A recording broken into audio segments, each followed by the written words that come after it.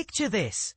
A once powerful leader of France, who shaped the nation's destiny, now staring down 5 years behind bars for alleged shady dealings with a foreign dictator. It's a story that grips the heart and mind, blending politics, intrigue, and international drama. But here's where it gets controversial. Was this a fair judgment? Or is it payback for Sarkozy's bold stances on the world stage? Let's dive into the details and uncover what really happened, step by step. So even newcomers to French politics can follow along easily. On September 25th, 2025, at 9:14 a.m. EDT, a Paris courtroom delivered a stunning verdict. Former French President Nicolas Sarkozy was convicted of criminal conspiracy and handed a 5-year prison sentence.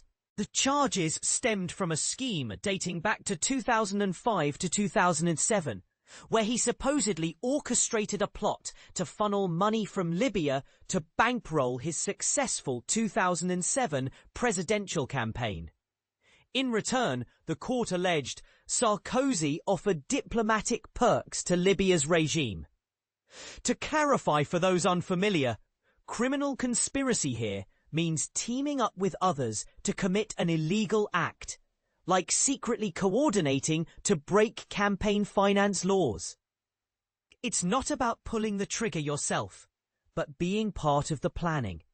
In a twist that shocked observers, the judges decided Sarkozy must serve time immediately, even if he appeals, though they postponed the exact start date to avoid the embarrassment of handcuffs in court. At 70 years old, this was a mercy of sorts, sparing him that public humiliation. The panel cleared him on 3 other counts, including passive corruption, essentially accepting bribes without actively seeking them, unlawful campaign funding, and hiding the misuse of public money. Sarkozy's reaction was fiery. He blasted the decision as an injustice and a scandal, vowing to fight it on appeal. He appealed directly to the French public, regardless of their political leanings, urging them to see the hatred behind it all. If prison becomes his reality, he declared, he'll face it with my head held high. The ruling didn't stop with Sarkozy. 2 of his key allies from his presidency, former ministers Claude Guéant and Brice Hortefeux, were also found guilty of the same conspiracy charge, though they too were acquitted on other allegations. The judges seemed to believe the group conspired to chase Libyan funds for the campaign, but they couldn't prove Sarkozy personally handled the money, or that any actual Libyan cash made it into his election efforts. As the chief judge explained in a lengthy reading of the verdict, Sarkozy permitted his inner circle to contact Libyan officials to obtain or try to obtain financial support in Libya for the purpose of securing campaign financing. Yet, the court couldn't confirm if any funds actually flowed. Sarkozy stood tall as the verdict was announced, flanked by his wife, the renowned singer and model Carla Bruni Sarkozy, in a courtroom packed with journalists and onlookers. His 3 grown sons were there too, witnessing the moment. Elected in 2007 but defeated in his 2012 re-election bid, Sarkozy had denied all charges throughout a 3-month trial involving 11 co-defendants, including 3 ex-ministers. Despite a string of legal troubles tarnishing his legacy, he still wields influence in France's conservative politics and the entertainment world, thanks to his high-profile marriage. And this is the part most people miss. The scandal's origins trace back to 2011, when Libya's state news and its late dictator Muammar Qaddafi claimed they had covertly pumped millions of euros into Sarkozy's 2007 campaign. For context, Qaddafi ruled Libya with an iron fist for over 4 decades, isolating the country as a global outcast until the 2000s, when he sought to mend ties with the West. In 2012, the investigative outlet Mediapart revealed what they called a Libyan intelligence memo, outlining a €50 million deal. Sarkozy called it fake and sued for defamation. Interestingly, the court now deems it most likely a forgery, adding layers to the mystery. Investigations also probed trips to Libya by Sarkozy's associates during his time as Interior Minister from 2005 to 2007, including his Chief of Staff. In 2016, Franco-Lebanese businessman Ziad Taqiyuddin told Mediapart he had smuggled cash-filled suitcases from Tripoli to France's Interior Ministry under Sarkozy's watch.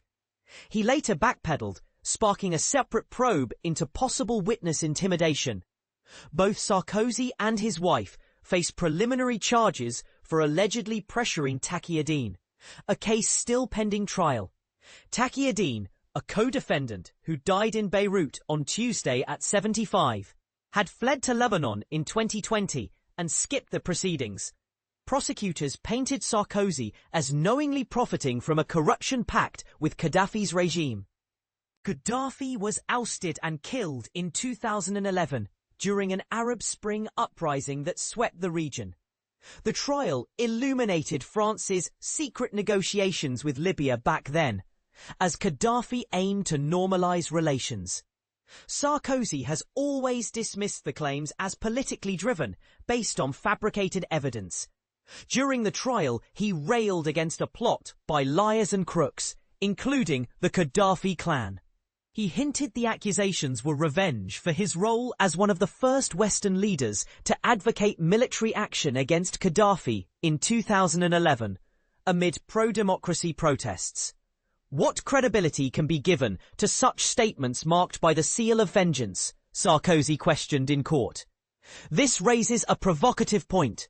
Was his push for intervention in Libya a move that helped topple a dictator, now biting him back through these allegations? It's a classic case of cause and effect in geopolitics, where actions abroad can echo in domestic courts years later.